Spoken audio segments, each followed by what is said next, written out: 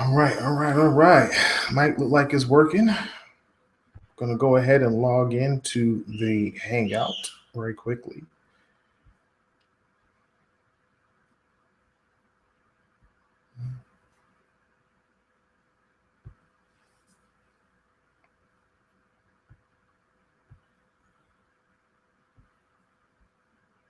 Okay. And what is happening right now? What's going on here? We are live. This is what he did. There we go. Cool.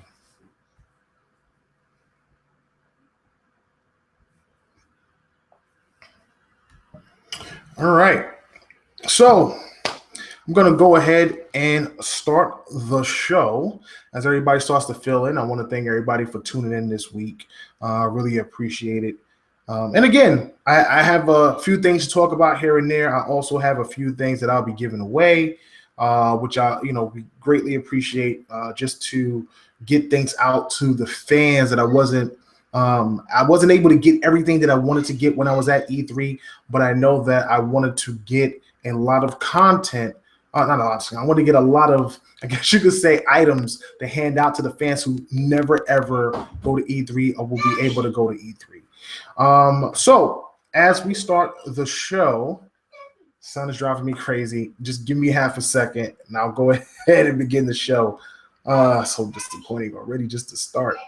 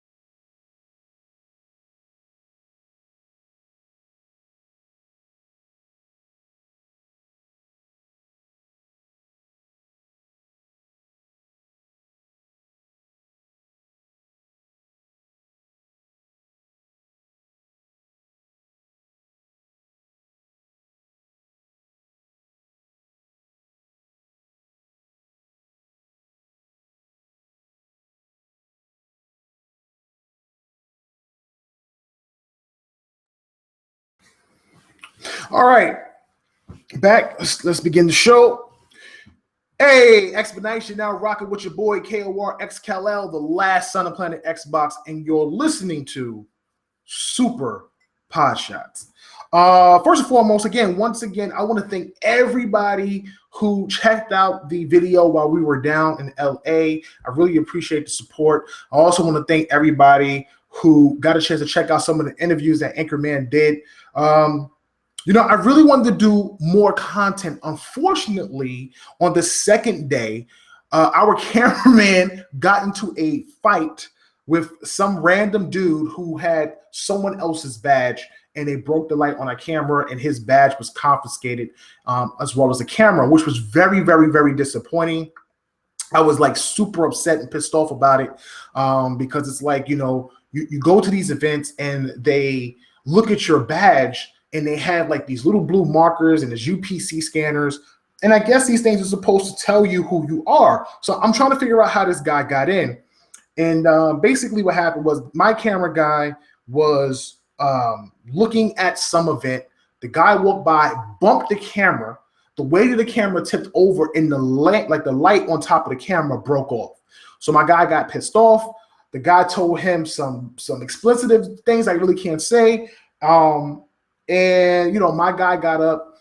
The guy pushed him. He pushed back. The guy swung. My camera guy went at him. The guy got punched him or whatever. security game, broke them both up, took them both in, took the camera, everything got confiscated. So it was very disappointing. It was a very disappointing second day.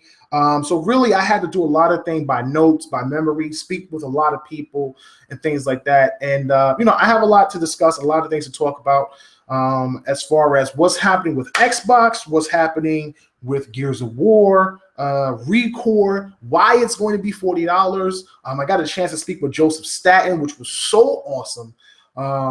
Who, if you guys who do not know who Joseph Staten is the man who originally wrote, the majority of the stories for Halo, as well as all of the Halo novels, in the original voice of the grunts, the little grunts that be running around. He was the original voice. So really cool talk with him. He said he would come on the show, which is going to be great. I mean, I made so many connections with so many people. It's going to be dope over the next year. I also have big news I will announce at the end of the show.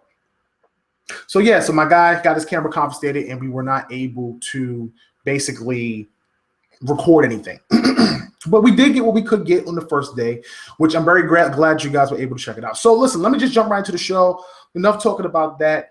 First and foremost, I want to talk about the media and how suddenly Microsoft all of a sudden is like not this company that I guess you could say that it's like they can't do anything that's going to be looked at positive in the light of the public. It is very disappointing because it's like no matter what Microsoft does as a company, no matter how good it is, it's just never good enough. And I've been reading a lot of content about what Scorpio is and how the message is confusing and why the message isn't confusing, and nobody understands what's happening. They already killed the Xbox S console and all this stuff like that. But the reality of it is that they didn't. They really didn't. And I'm really kind of going to reflect on what the message is, what Microsoft was trying to present, and why the message is clear as day. The thing that people don't really really care for is they're not really listening. They're not trying to listen. They're not trying to understand the message. So basically, Microsoft came out and presented the Xbox S console, which is basically the same exact console as the Xbox One. Now, there were some rumors about they had changed some of the parts. They had, with the CPU, which was, DDR4 and things like that. I recently hit up my connect over at Microsoft when it comes to hardware. He confirmed with me that everything on the console is the same as the Xbox One. The only thing that's different on that is the Blu-ray drive is different. The drive is different. The HDMI is different, and the HVEC is different. Those are the three things that he told me. And in comparison to the original Xbox, which is not able to upscale, doesn't have a Blu-ray player, it's just basically the same console in a way.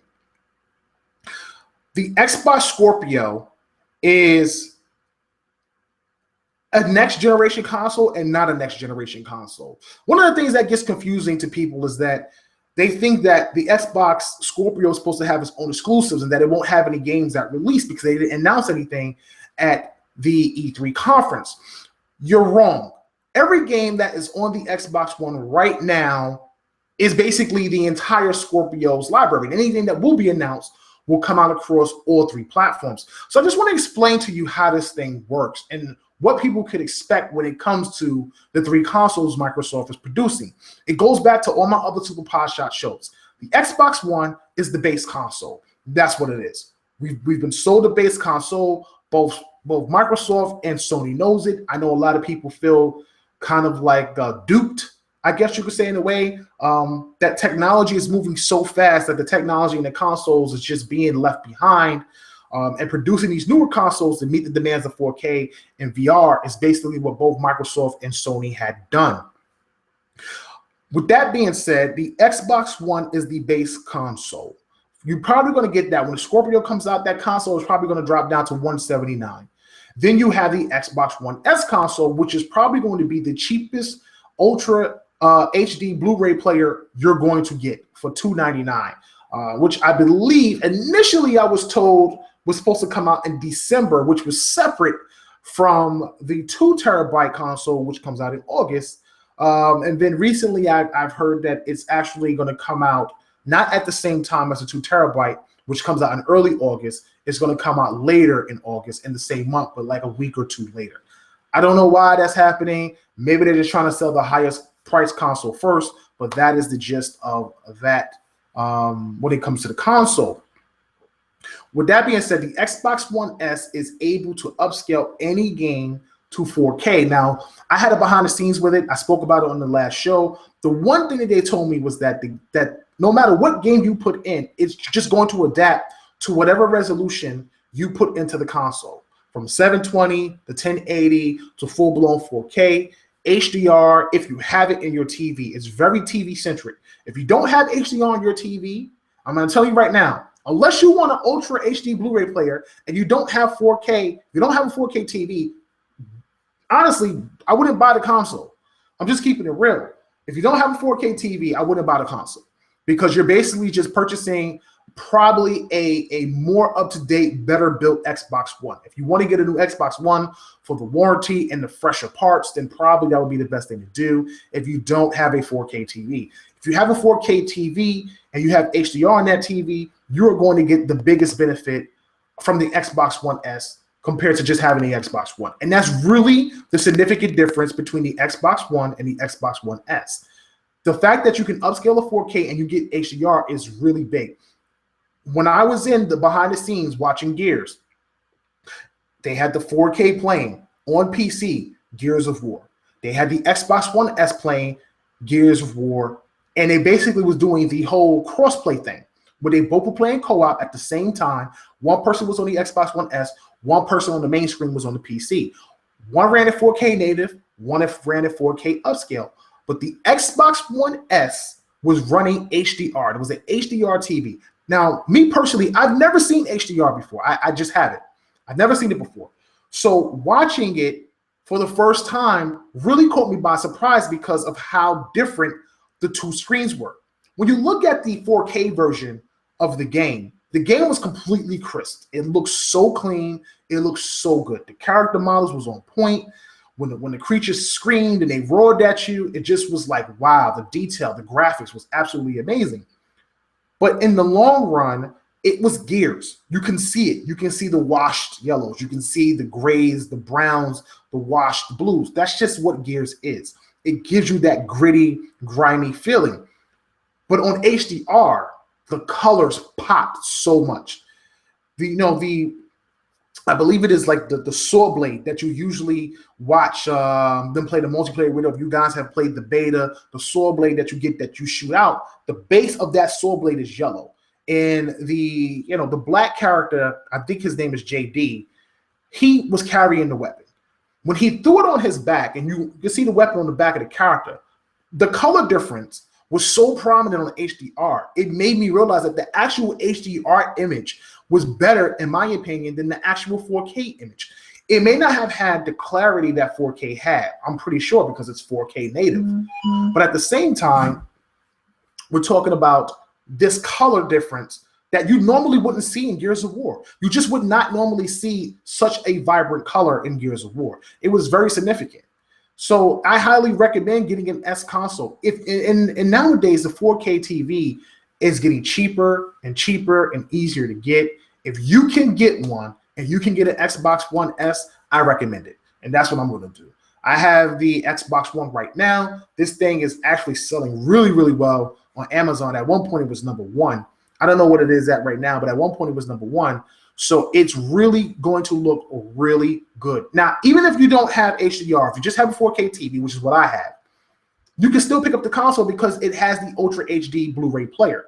And you're able to watch Blu-ray DVDs straight in native 4K on your 4K television. And 4K still looks amazing. Just without HDR, you just don't get that color pop. You don't get that vibrantness that it brings to games. Literally, you should just see what Forza Horizon looks like with HDR. It's a different game. You just be surprised how much emphasis they put on the colors of the game. The blues are just so, it looks really, really good. On the other hand, we have Scorpio. Now, Scorpio is supposed to be a console that has no compromises, where 4K gaming is now involved. We're not talking about upscaling. We're talking about native 4K gaming. And, when it comes to that native 4K gaming, we're talking about a lot of processing power. Now, I'm reading a lot of things where they're saying that the 6 terabytes, terabytes, I'm so sorry. My mind's everywhere.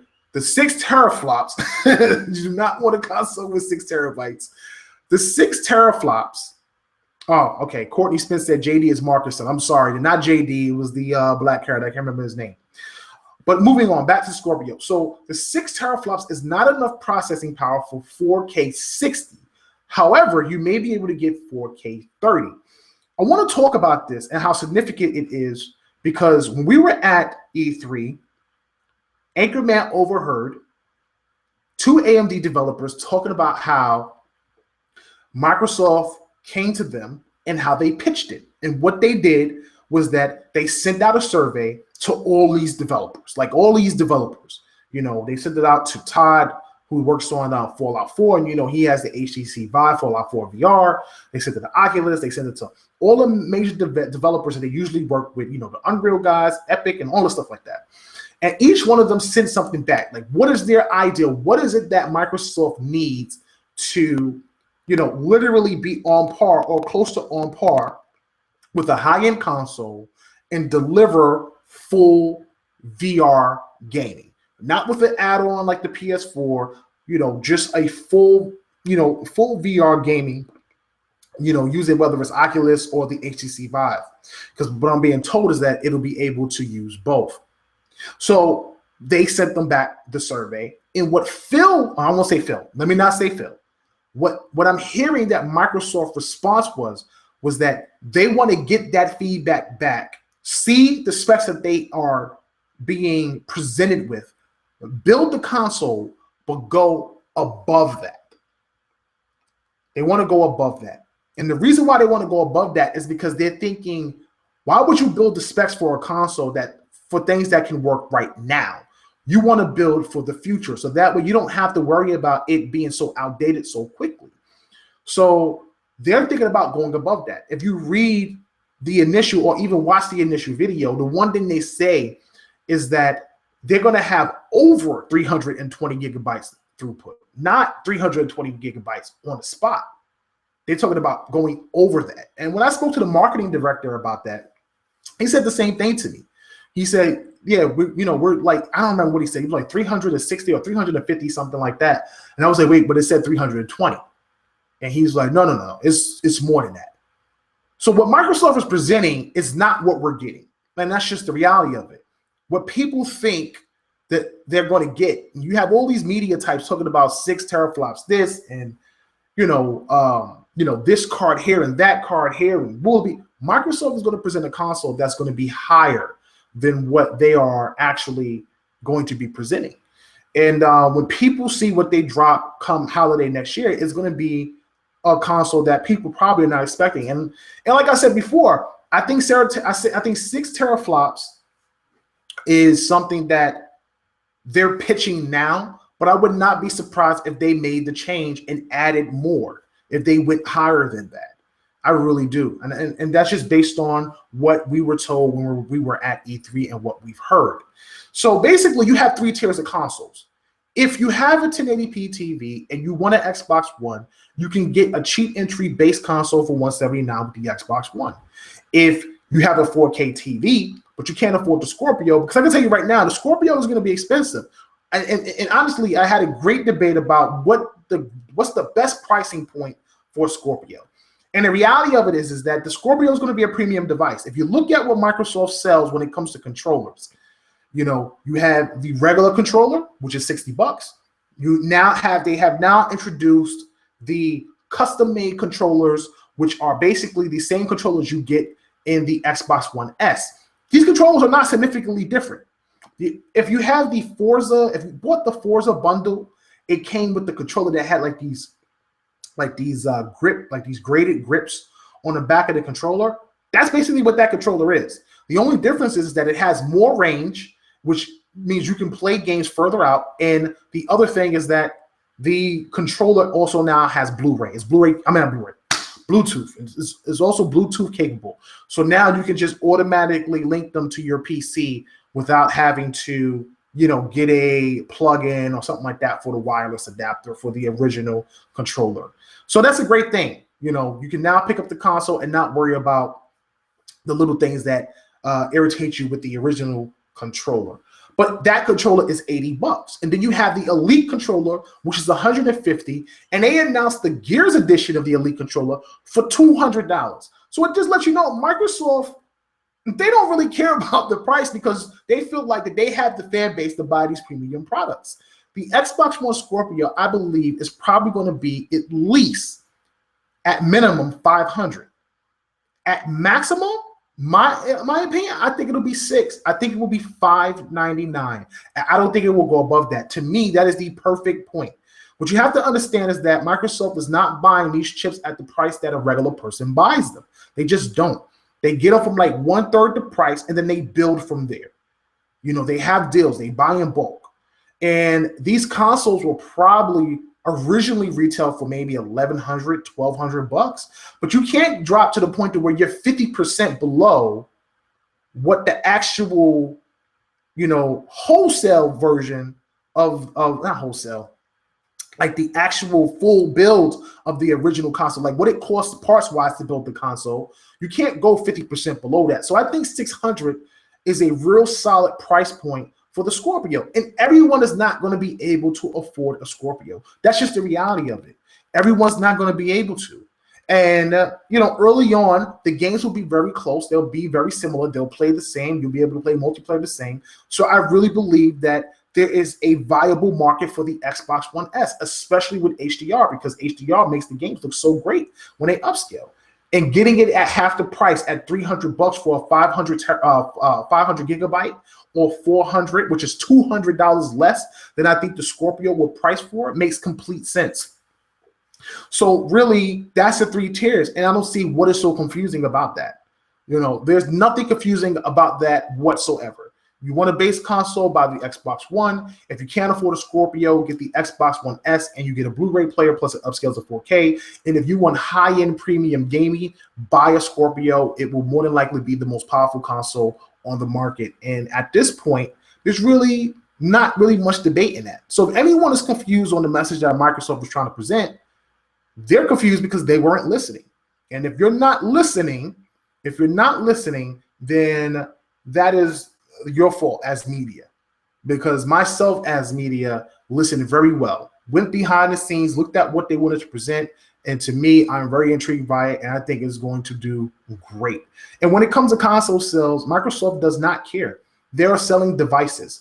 What they care about is being able to capture more people on live, being able to sell more games, more consoles, and not consoles, being able to sell more games on the market, which is why they have the Play Anywhere thing, as well as selling games on PC, and be able to grow their active user base. And that's what's really important, because you can have all these consoles, but if no one's buying games, if the attachment rate isn't high, if the software isn't selling equivalent to maybe what your fan base is, what is the purpose? Because you have all these consoles on the market, but you're not making the money back that you really need to be making. So I think that is really important, what Microsoft is trying to do. And I think they have a good strategy. It's not to say that selling consoles aren't important.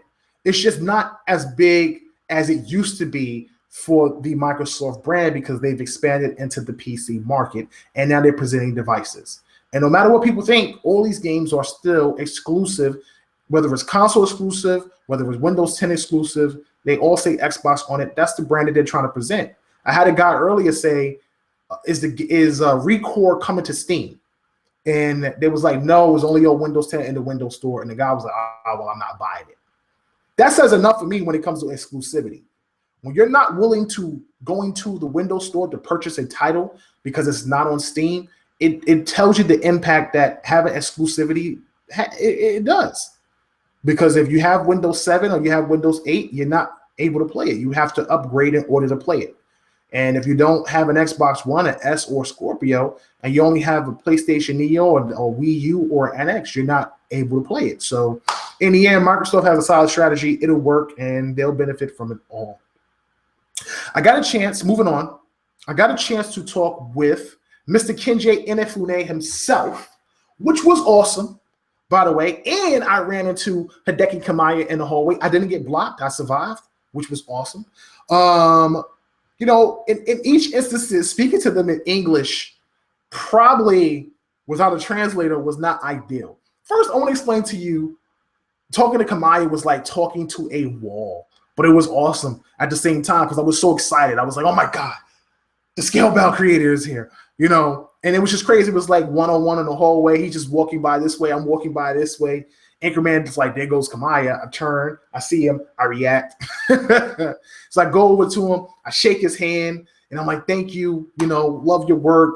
Glad that you're bringing Scalebound to the Xbox One. I'm super excited to play it. And he's got his shades on, and he's just like, he's just mad cool, man. Just really cool. Doesn't really say much of anything, but he said thank you and things like that. And that was really cool in itself, being able to just, at least shake the man's hand, see him in person, things like that. But Kenji was completely different. Kenji was just watching Recore, which is weird. I was just, and I had that on the Tick Podcast Experience GoPro cam, which actually I'll try to release that tomorrow. I have to edit. There's a lot of little videos that I have to chop up and put together and fade in and fade out and things like that. So you guys will be able to see some of that content. I had a great chat with Craig Duncan, the head of Rare, about Sea of Thieves and why they didn't go with the MMO theme and how it plays. And there's no character classes, which was like blowing my mind. There's no character classes in the game. I'll be honest with you, when it comes to Sea of Thieves, you're not going to be able to play that game by yourself. And I'll explain to you after I talk about Recore. But then I got a chance to meet Kenji, and I turn and I see him there. He's just standing there with his arms folded watching Recore, just like out of the blue. No one's talking to this guy. Like, no one recognizes him. And I run over to him, and I shake his head. I'm like, oh, my God, Kenji, what's going on? I can say what's going on, but I'm like, hey, how you doing? And he's like, hey, how you doing? And I shake his hand, and he's smiling like such a jolly person, And I'm like, man, love the game Recore. Recore is fun. It's difficult as hell, but it's very fun, very old schoolish in a way. And I'm excited for the game and stuff like that. And, I started talking with him, and he's like, I like, what inspired you to make the game? And he's like, Mega Man in Lost Odyssey. Not Lost Odyssey. Lost Odyssey. I'm off today. He said Mega Man in Lost Planet. And I'm like, Lost Planet? I hate that game. Of like all games, why Lost Planet, But the fact that he said it was Lost Planet was dope in itself. And, it really plays a factor when it comes to the grappling hook. So, the way Recore plays is you have an overworld. The overworld is basically an entire desert. The human race, I believe, is extinct. She's like one of the last human beings. And you go into these different dungeons. If you can remember anything Zelda or something similar to like Link to the Past, where you had like the zoom out overworld and you see everything and you have different dungeons you could explore, you would go into these dungeons and you'd be able to explore the world inside the dungeon. And you have different mechs, but you get 3 orbs, and each orb is different. Each orb is a personality. You have a blue, a yellow, and a red. And you get different mechs, and you can swap these orbs in and out of the different mechs, and each mech takes on the personality of the orb and changes. So while you might have like the blue dog, who's an orb, you can probably swap out that orb and put it into a different robot, and it'll have a different effect, one of those type of things. Enemies come at you, they're all color coordinated, so the bullets you fight have to be color coordinated. You just have a ton of things coming at you all at once, and it's just like a lot of like, kill this area, open the door. Like if you think of how Mega Man used to be, where it was like you would be on a level, you would destroy everything on a level, and you get to a wall and there's a door, and you have to open the door to get to the next room. That's exactly what it was like. It was like you would be trapped in a room, you fight all the enemies, you get to the door, or you figure out the puzzle, which is a lot of platforming involved. You unlock the door, you go through the door, and you end up in another room, which is really dope in itself, which is really cool. So And like I said, it was hard as hell because you have all these things coming at you. You have red coming at you one way, blue coming at you another, yellow coming at you from above, and you're like trying to hit the cross pad to switch while at the same time trying to move your character to aim and fire off these rounds. You have a buster cannon type shot where you can charge, and the charge shot knocks the enemies up and stuns them, and you can wail on them. And when their health reaches a certain limit, you can shoot the grappling hook, which will lock onto their orb, and you have to press down rapidly on the right analog stick to pull the orb out, and it destroys them and to capture the orb. And you use a grappling hook for so many things, unlocking doors, traversing up the side of walls and on top of ceilings and things like that. And each bot does something different. So it's a very fun game, very difficult. Now the game is retailing for $40. My understanding is that the reason why the game is retailing for $40 is because Microsoft, and it's only a single player campaign. The game isn't very long. It's supposed to be about 8, maybe 12 hours at the most, if you're lucky, if you're pushing it. But basically the game allows you to play a certain number of hours, and then that's it. You could probably play the game over again, but if you miss something that you didn't get out of a dungeon, as you look at the overmap, maybe something is still dark because it's supposed to give you that Metrovania style of a game. But if you missed it, then you're kind of stuck. You can't go back, and you have to play the game over, depending on what the area is. But each dungeon you'll be re-exploring as you get new characters. So there's always going to be crossover. You're always going to wind up going back to the same place to unlock a new area because that place is locked. You just don't have whatever it is you're supposed to get back yet, which is great. And they're retailing it for $40 because they want to test the market. Microsoft right now is afraid to put a game like Recore, that's a single player experience, on the market at $60 and nobody buys it. So $40 is a great price point. People are more willing to spend $40. And we've all been saying this. We talked about how this game is a multiplayer game only. It should be half the price. There's no single player. Or this game is a single player. There's no multiplayer. It should be $30 or $40. Microsoft is doing that. So they're going to release the game at $40, just a standalone game by itself, and you can play the game because it's just a single player campaign. If the game is successful, they'll then turn around and probably make the second version of the game much bigger, more open world, more dungeons to explore, more variety of mechs to play with, and a much longer story. Now, I spoke with Joseph Staten about it, and he worked on the story initially, but eventually handed it off to his writing team. He has a 4-man writing team, and he's like super down to earth. I can't wait to get him on the show just to pick his brain about what it's like to be a writer in the gaming industry and to talk about Halo and all the projects he's worked on. It's going to be real special, so you guys stay tuned for that. But they did a great job on the story. Is a lot of dialogue in the game, so people will really enjoy the game, and I think it's going to be special when that releases. When it comes to Sea of Thieves, and talking to Craig Duncan, one of the things he said about Sea of Thieves was that there was no character classes. It's not a typical MMO. It's not grindy, which is one of the things that surprised me. He was like, it's not really grindy. It's not like you're going out and you're grinding for XP and things like that. He's like, you pick a character and you're able to design a character however you want. If you don't want to be a pirate with a sword, you just want guns, you can have guns. If you want to be a captain, you can be a captain. Anybody can drive the ship. But I'm telling you right now, you can't play that game by yourself. You just will not be able to play that game by yourself.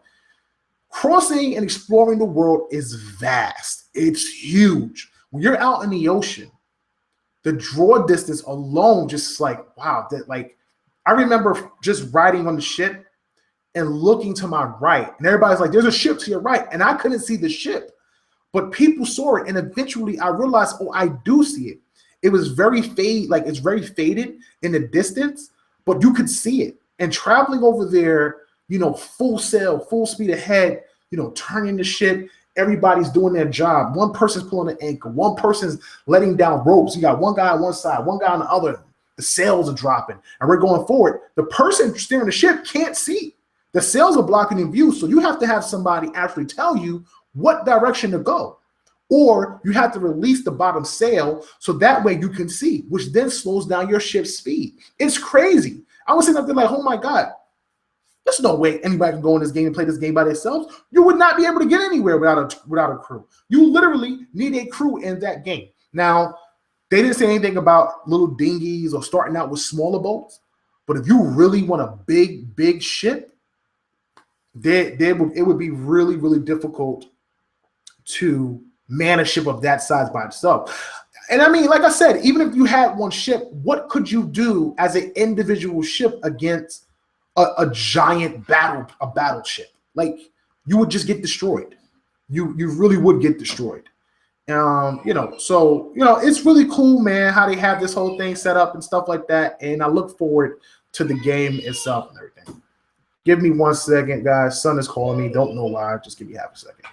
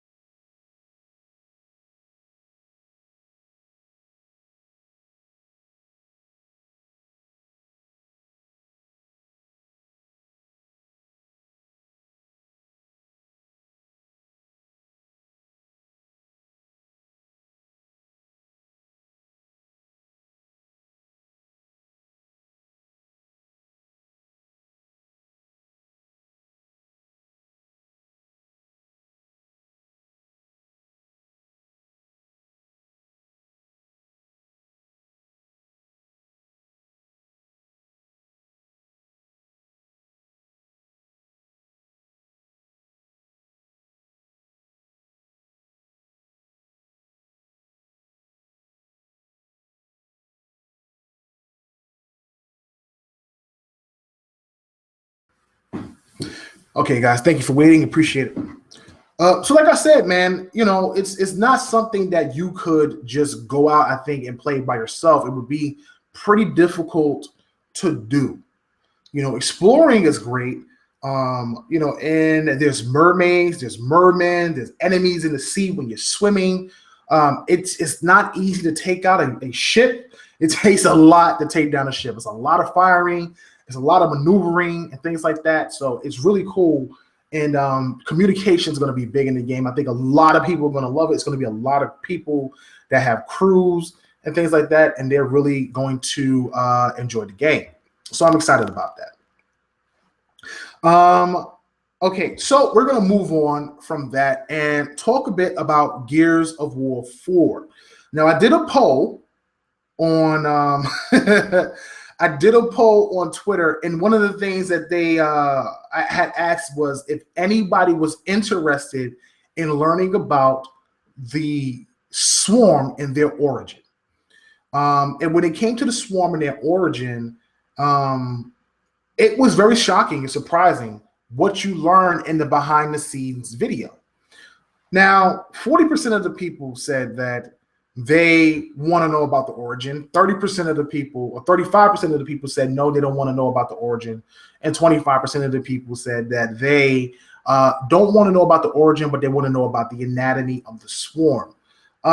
It was so split that I'm not gonna go ahead and just give away how the Swarm came to be.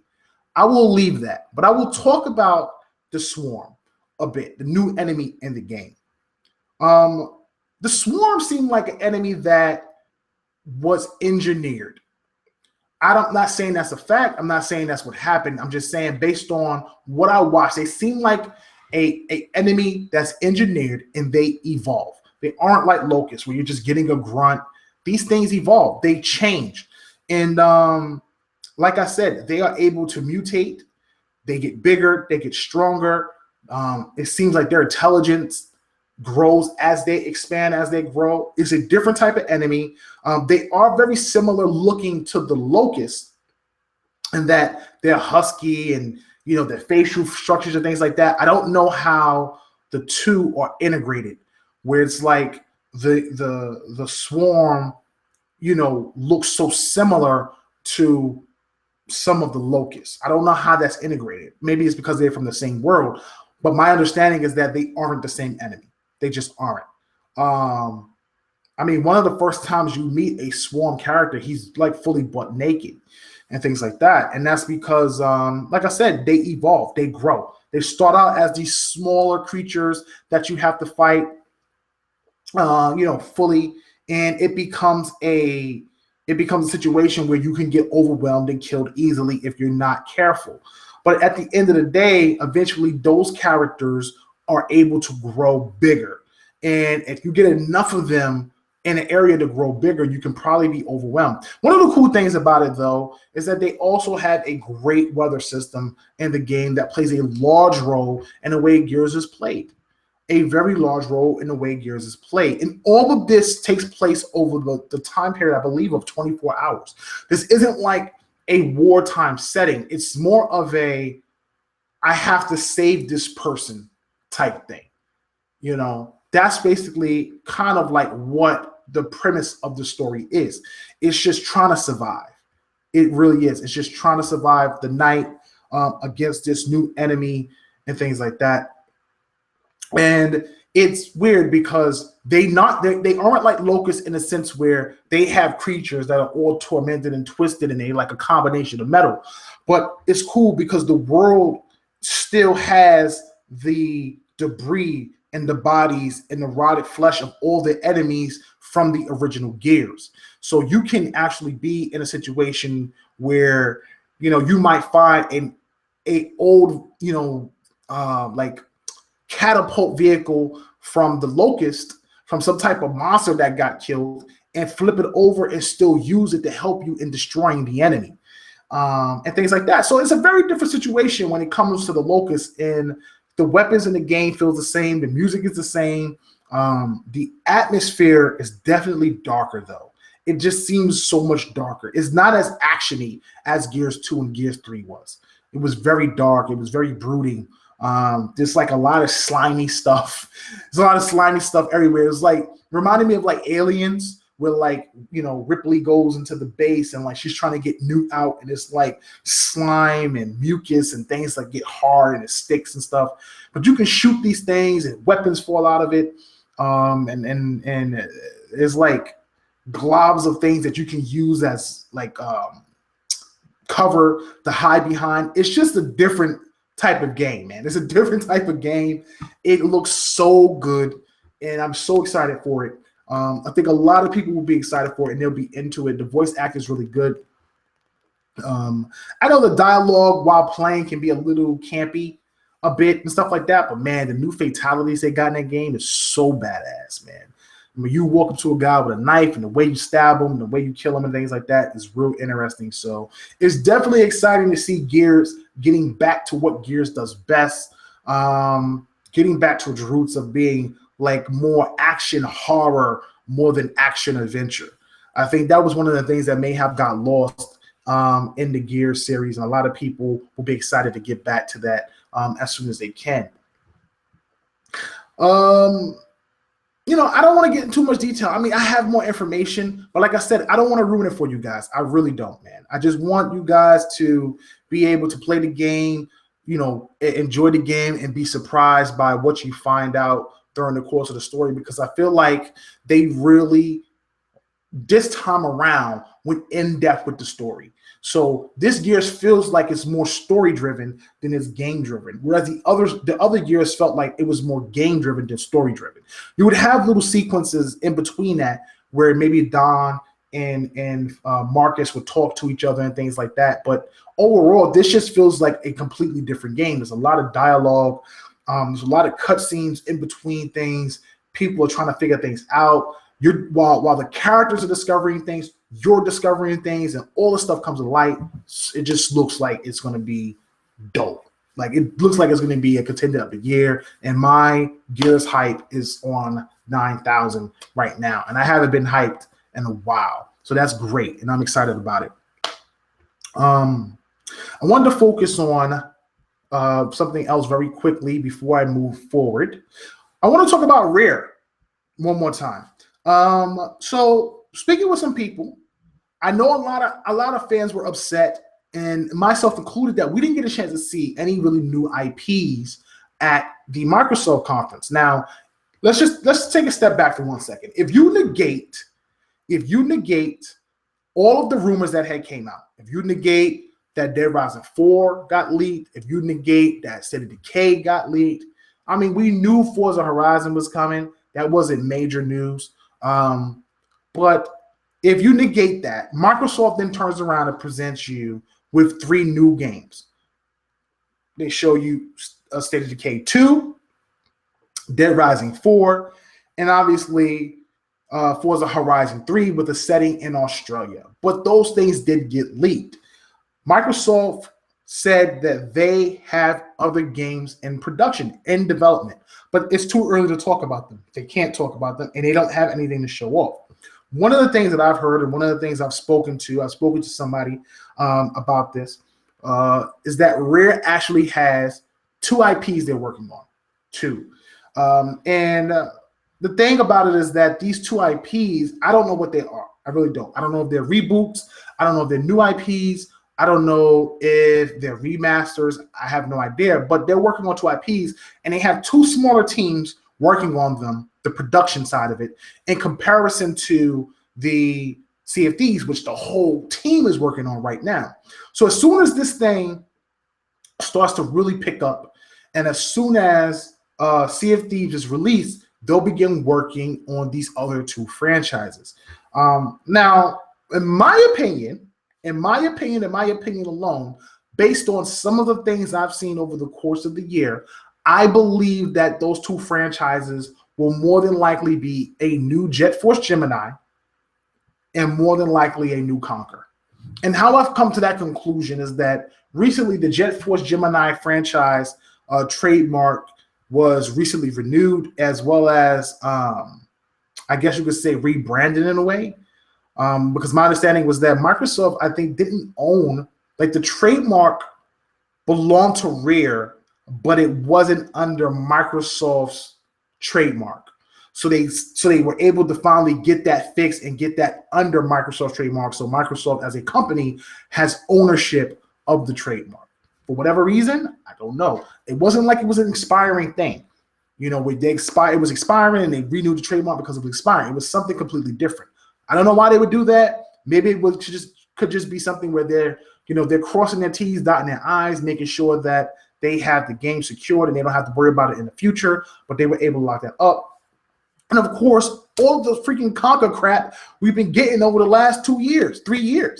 Like, Conquer has been the most prominent character that we've seen. We've seen more of Conquer than we've seen of any other Rare franchise. And I'm hearing that Rare is going to be pumping out IPs left and right for Microsoft. They are going to be like the new IP studio, while everybody else is working on sequels or working on iterations of different games.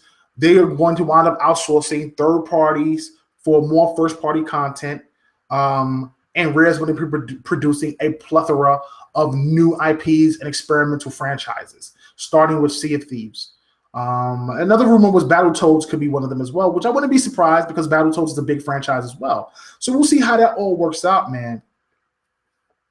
We'll talk more. I'm going to do the after show in a second because I've seen some things that I would like to address. But at the end of the day, man, Rare's working on some franchises, and I think that it's going to be real special with Microsoft producing these games and stuff like that. Because so far, what they've been coming out with and the ideas that they have shown, they've shown that they are willing to take risk. When you look at games like Recore and Scalebound and Sea of Thieves, it shows that they are willing to invest. You look at Scorpio, they're not coming out of the market. They're going deeper into it, and they are coming up with new ideas. This stuff they got coming out in the fall is going to be big. I don't think people understand how big this fall update is going to be. It's going to be huge. This club stuff is going to be big. You know, you can make a club out of anything. Anybody can search anything. The whole Cortana thing, the natural talking, when this thing finally releases, the full version of it is going to be so insane and so easy to use. And unfortunately, it's only releasing in, I think, the States and Canada to begin. But as it spreads out, anybody who has a headset will be able to use Connect. Be able to use Cortana.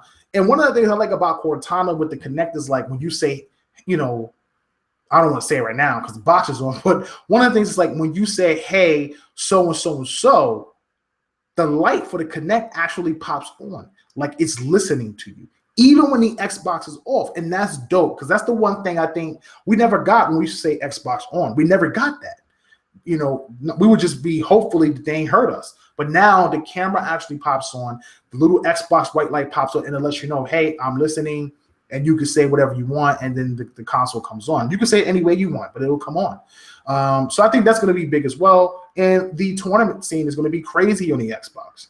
You think about all the sports games, Madden, 2K, fighting games, just a lot. Halo. There's just so many things that this, what they're going to be presenting in fall is going to do for the Xbox community.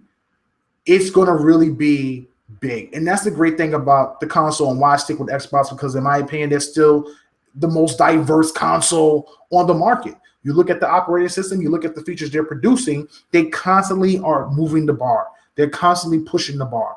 And their console is going to be really great. And just think, all that stuff transfers over to the Scorpio. The OSs are shared across every platform.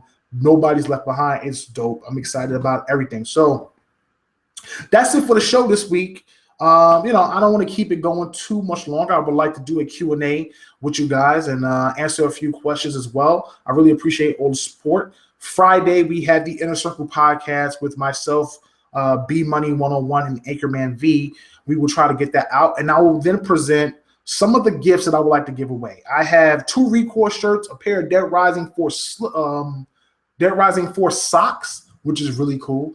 I have a Bethesda shirt, which is really dope, and I have 2 Persona 5 bags, which would be great to give away. And I think that'll be really awesome as well if you guys are interested in those things. So that's it for the show. Again, I'll be back next week. I do plan on trying to stream games on this channel. It's something I'm trying to figure out. I've downloaded the software. As soon as I figure it out, I'll be able to stream some Xbox games on here and be engaged with the gaming aspect of it while trying to answer some of the questions that guys may have about games, or just talk with you guys while I'm playing games like, Quantum Break and, anything that comes out in the future, because I got a ton of games. Like I said, I just recently found out I have like 147 digital games. I have no retail games. I went straight digital this generation, and I have 80 games that's in my install. 80. It's insane. It's like a plethora of BC games as well as other games that I just didn't download for space reasons. It's insane. So will definitely be trying to play those games because I have a lot of catching up to do before these other titles release. And I want to show those off, man. I would love to be streaming this on YouTube as well as chatting with the community while doing it. So that's it for our show. I'm your host, KOR SKLL, the last son of Planet Xbox, and I am off this planet. Peace. All right. So now with that said, that show is over. I set that show up for the MP3 crowd. And big shout out to those guys out there if you're listening to the show live and not on MP3. But I'll go ahead and answer a few questions and things like that. One of the questions I saw was R2C25 said that Chris Seaver wasn't there. Actually, Microsoft has a contract with Chris Seaver. He's still doing the voice for Conquer. He actually was still the voice for Conquer with the whole HoloLens thing. So they're able to bring him back whenever they need to, and he's willing to come back. He's not under contract where he's exclusively with whatever company he's with. He's actually been working with Microsoft a lot when it comes to Conquer and things like that. They also have Greg Mailsdale, one of the original brothers, who actually himself came out and said that he is the one who designed all of the platform, like the platform design for the Banjo-Kazooie franchise. He's the one who designed that. So, and he's also worked on Sea of Thieves. So they have a good number of guys that was still from the original team that's there. It is not to say that bringing in a new team can't develop new talent. It's not to say that the new team that they have are not going to produce good things. Sea of Thieves is a testament to what they can do. I think people have to let go of the notion that they were a Connect-only studio. Though that is something that they chose to do, which they admitted themselves, I think that as a studio, they have the talent to do it, and they'll be able to do it. So I'm not too concerned about Rare producing new and quality titles for the Xbox One, as well as any Xbox platform going forward. Let's see.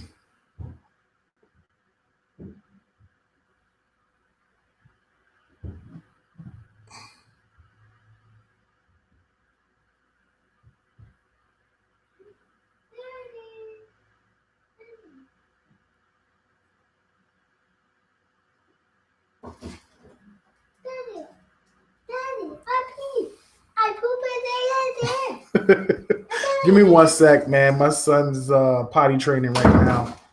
Oh my gosh. And I guess we'll finish up after that.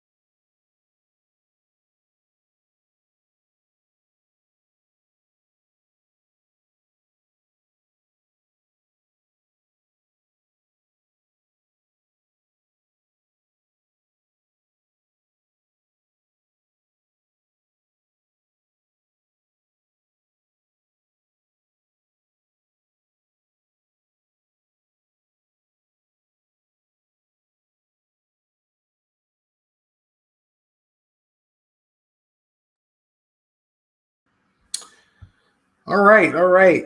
I am back. So let's see. Do we have any questions? Let's see. William Harmon asks, any release dates for Sea of Thieves? It looks very good. According to the guys, Sea of Thieves is scheduled for next year. There's no release dates on it. They're still working on it. There's supposed to be a lot of games releasing for it. I don't know exactly when those things will release, but I do know that they're supposed to be releasing possibly by spring. That's something that they're looking at. I doubt it comes out fall. I think Microsoft actually has some stuff they're going to present at Gamescom that a lot of fans will be excited about. I'm not 100% sure if it will release in the first quarter, but there's a strong feeling it's going to release in the second quarter. So we'll see how that all works out. And I think that's something that a lot of fans will be excited for. Titanfall Princess asks, how likely do you think we will get a Rise 2? Oh, I think unlikely. I thought that they would show Rise 2 at E3. That was the buzzword going around. And it just doesn't seem like they are going to release Rise or work with Crytek anytime soon. It's not to say it can't happen. It's unlikely to happen. I think Crytek right now is all into VR or into pushing their VR initiative, and I don't think Rise is on the agenda currently. Drop D Unchained said, do you think Rare should have made their other teams put more emphasis on Sea of Thieves to ensure the world is fulfilling and releases earlier than expected? Nah, man. Rare's a big studio. Rare, you'd be surprised how big Rare is. Rare has almost like 300 people. They have plenty of people working on Sea of Thieves. I think they're taking the extra time to make sure that Sea of Thieves is a success. The last thing you want, Microsoft, you don't want their games to come out the gate and not be hit out the park. It's going to be a full retail game. I don't believe it's going to be a free-to-play. It's supposed to be a full retail game. I don't see them trying to mess this one up. You know, Tomb Raider was not their IP. It eventually broke over 1 million by the end of the holiday. I think it was like in 2 months. But that wasn't something that sold immediately, blowing out the water, mind-blowing numbers. Sunset Overdrive broke 1 million, but it took a while to do that. And then you look at Quantum Break, which currently has been the only flop I can say on the Xbox platform. It really is. It's the only one. And as good as that game is, it just did not do very well. It did not. It's disappointing, man. It's very disappointing with Quantum Break. It's such a good game. I don't know why it didn't appeal to the Xbox fan base. But look, Microsoft is dropping games left and right. Every holiday season, they've dropped AAA titles. And if the fans are not going to support those games, if the casuals aren't going out to buy those games, it's hard to continue pumping out AAAs and not be wary of it. I see why Microsoft went into the PC market, because I think the PC gamer, they'll get AAA from third parties, but being able to get these Microsoft exclusives, something that they normally wouldn't get, and I do expect Halo 6 to be on PC as well. I see them purchasing these games, and it helps. It helps a lot when your fan base isn't picking up the games the way you expect. So I think that having Rare expanded out and be able to both show off their AAA title, Sea of Thieves, as well as other titles, and have their team working on other titles is smart in itself and big in itself. So, we'll see what happens with that. Let's see. Don't touch nothing. Hulk Smash 329 asks, what games are you getting this fall, Cal? Oh man, I'm getting everything. Titanfall 2, Battlefield 1. I'm getting Sea of Thieves. Not Sea of Thieves. I'm sorry. Let me not say that. Dead Rising 4, Forza Horizon. I'm not picking up Halo Wars 2 next year because I'm not an RTS guy. Recore, Deus Ex, Final Fantasy 15. Hush. Final Fantasy 15, and what else? Final Fantasy 15, and I can't think of anything. Yeah, I know. I see you. I can't think of anything. We Happy Few's another one I'll definitely pick up. All the indie games are dropping this holiday as well. Inside is coming out. Below is coming out. Ashen is coming out. So there's a couple of them. Hush. What is it? What is the game? I can't remember the game. What is the name of the game? I can't remember the name of the game. I just lost the name of the game. But the game that's like with the 1930s cartoons and stuff like that. So Everspace is another title that I am looking at as well. And look, I got my clan, man. So we're going to be on all that stuff. I'm probably going to pick up ESO again as well. So we'll have a whole crew of all types of titles that's going to be releasing that I'm highly interested in. Daddy.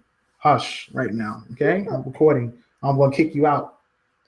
I know you see yourself, but let's keep it down for a second. Let's see.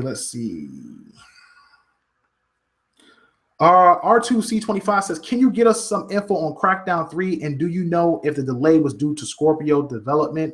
To be honest with you, I wouldn't be surprised if it was, but I expect them to release Crackdown, I believe, next year. At least the multiplayer next year. I think it was smart of them not to, if they weren't ready, I think it was smart of them not to release it. And I would not be surprised if putting it on Scorpio happens, because it's a smarter thing to do. At the same time, it kind of hurts the credibility of cloud. It really does in a way. It really hurts the credibility of cloud because Microsoft toted cloud so much, and for it not to at least release the summer demo of it says that it's not ready, or that cloud is not as powerful as we think, because you need Scorpio in order to run the game. And I think with the processing power that Scorpio has, you probably should not have any issues running it. You may not need cloud to do it. So that's just something that is possible. I know I'm not 100% on that, but I would definitely reach out to the guys. Don't do that.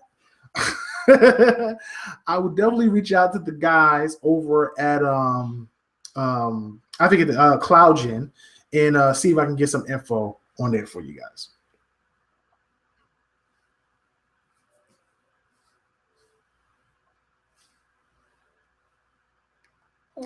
Courtney Spence asks, did I get a chance to pitch some games to Phil Spencer? Nah, man.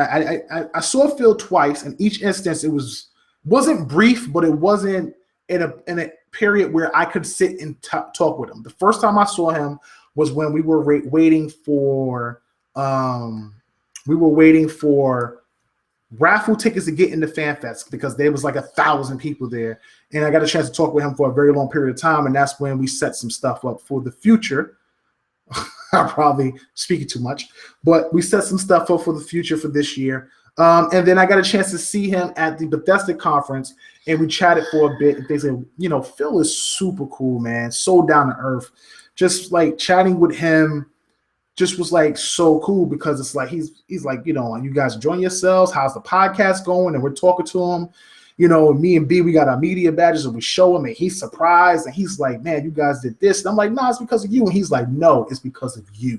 And it was like one of those things where it's like, man, that's just awesome. It's like, it's an awesome feeling, man. It's like, I love just podcasting and doing what I do for the Xbox community, man. I just do. There's no other place I'd rather be or rather doing this type of, I guess you could say, media as a podcaster / YouTuber for, because the Xbox community, the executives and the fans are so great. Just love you guys. I really do.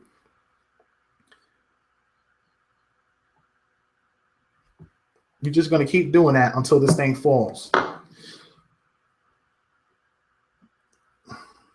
Why?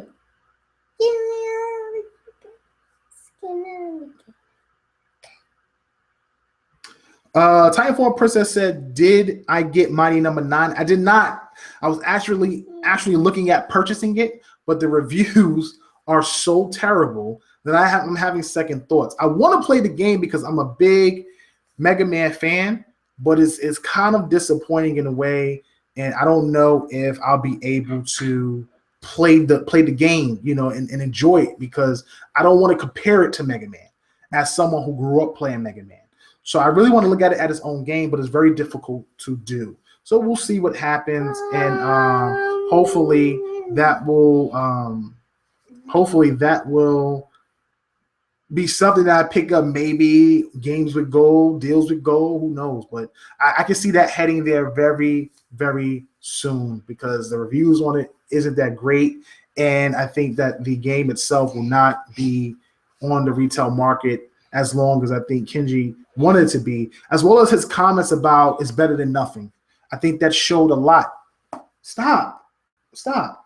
I think that showed a lot to the community about his effort when it came to Mighty Number 9. But I also think that he invested a lot of time in Recore. It just shows. It's just like Recore is the game he put all his time into and stuff like that. Recore was a game he put all his time into. And I think that when he did that, it just messed up Mighty Number 9. And that's my honest belief. I think he just invested all his time in Recore, and Mighty Number 9 suffered for it.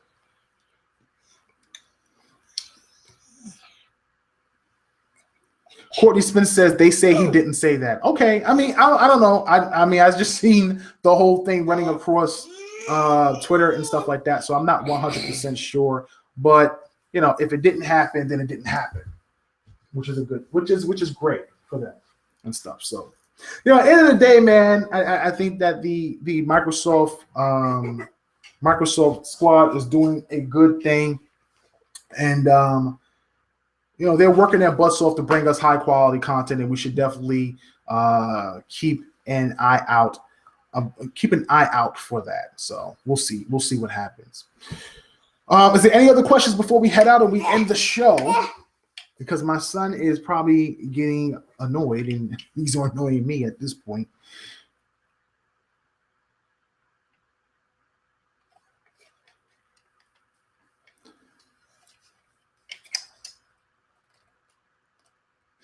R2C25 asks, will you have a club on Xbox Live whenever the features come? Absolutely. I'm actually going to have a combined club. It will be the TIC Core Club. And what people don't know is that I'm in a clan. We have about 40 members. We are heavily involved in damn near anything that has a group setting, whether it's an MMO, whether it's a shooter, whether it's sports titles, it doesn't matter. We play those things a lot. So I'm definitely going to be having a club where you can join. It's going to be awesome because we're going to have tournaments in there. We're going to be giving away gift cards. We're going to be giving away controllers, headsets. Like, we're planning for this big integration where we have the community involved in everything that we do and really push for the, for the Xbox community to be a big part of the inner circle, because that's the way we have to approach it. We're not going to grow like an IGN or a GameSpot that has a mega corporation backing them. We have to grow from the grassroots, and the way to do that is to be able to grow through you guys and have you guys interested and invested in what we're doing and stuff like that. And by doing that, we'll be able to expand out by word of mouth and show the community that, listen, every podcast and every spot out there isn't, I hate this, I want this to be bad, and F this person and screw this person and all stuff like that. There's groups out there that's just about pure gaming, having fun, meeting people, interacting with the community, and getting the information from the executives that the people want to hear. And I think that we're going to try to provide that and be the best place for the Xbox community going forward, because I think the Scorpio is going to blow up. It really is. S is already doing this damn thing, and we will be at the forefront of it all as a place for the Xbox community to come, and I'm excited about that. So, yeah, that's it, man. That's really what we plan to do, and I can't wait to get that started. I will finish up with the last two questions, and then we'll head out. Hulk Smash asks, did you see Injustice 2? Shout outs to you and the Tick crew for being the best source for Xbox gaming news. I'm such a big fan, and I'm such a big fan of yours, Hulk. I really appreciate it, and I really appreciate the support that you guys give me and the crew, coming out here and just watching me live for an hour and a half. It's, an hour and a half out of your day is absolutely something I had to acknowledge, and I'm very grateful and thankful for, so thank you. I didn't get a chance to see Injustice 2. Injustice 2 was actually behind a big giant wall. It was like a movie, which was different. For some apparent reason, it was showing like all these games in like these behind the scene theaters. Like, you couldn't play them. Like, you couldn't play Mafia, you couldn't play Gears, you couldn't play God of War, you couldn't play, I don't know, what else was it? There was like Injustice 2, like, they weren't playable, but they would show you not seen before gameplay. So you would be watching new gameplay of the game, but you couldn't play it. It was weird, And the Nintendo line was out of control. If I could break it down, because I'm going to put this video up tomorrow. I have to do a lot of editing. It's not a lot of talking. It's just a lot of walking around, but you'll see what I'm talking about. The Nintendo area, they only had Zelda. The whole thing revolved around Zelda. And they just had this giant wall and a small opening with a tree and like some enemies in a tree. But inside of it, you were able to play Zelda, and that was it. But the line for Nintendo, this one game, was astronomically long. Literally, it went all the way down a hallway, all the way around a corner, down another hallway, and then another hallway. I was like, this is insane. It made no sense. But so many people lined up for it. PlayStation, I don't know what PlayStation was doing today. What they did was they put all of their smaller titles on the floor, and you can play them. All of the bigger titles, you did not have access to unless you were invited or you were media. And the line to stand on that to get into the PlayStation section was astronomically long as well. And I was not doing it. I said, I'm not doing it. I don't have that type of time. So I played what I could play on the floor. I spoke to who I could speak to on the floor. I did my due diligence for the Writer's Block podcast. I got Sony Santa Monica. I got a few other indie developers that's strictly doing things for PlayStation. And I'll be getting that over to the multi-plat podcast team, so that way they can have that content and get that out to the fans out there who are interested in PlayStation, Nintendo, and Xbox. So I did that. But the Xbox area was just completely open. The only thing that was behind the closed doors was Gears. And because I was media, I was able to get in, as well as they had behind-the-scenes stuff on Sea of Thieves and the console platform and the operating system, and I got access to that. So that was really dope as well. So it was hard. It was really difficult this year. I don't know what Nintendo and PlayStation were trying to do, what they were trying to keep behind closed doors, but that's really what it was in a nutshell. Hopefully next year there will be a lot more open, and we'll be able to explore that a lot differently. And next year we'll have a different crew and a bigger crew as well. So we'll see what happens. You want me to throw this away? No, you don't. Stop putting this in my face. Okay, let's see. Thank you, Titanfall Princess. I appreciate the subscribe. I really do. I'm grateful that you come on every week and you get a chance to hang with me and chat. So I'm grateful for it and stuff like that. So it's all good, man. It's all good. Hope, don't worry about it. It's all good. I really appreciate you. I'm gonna head out. That's it for the show this week. We'll be back next week, and I'll be back Friday with the team. And we'll talk more about what's been happening in the media and what's happening with Microsoft. I'm your host, KLR X Kal-El, with my son, Kal-El, and we are off this planet. Peace.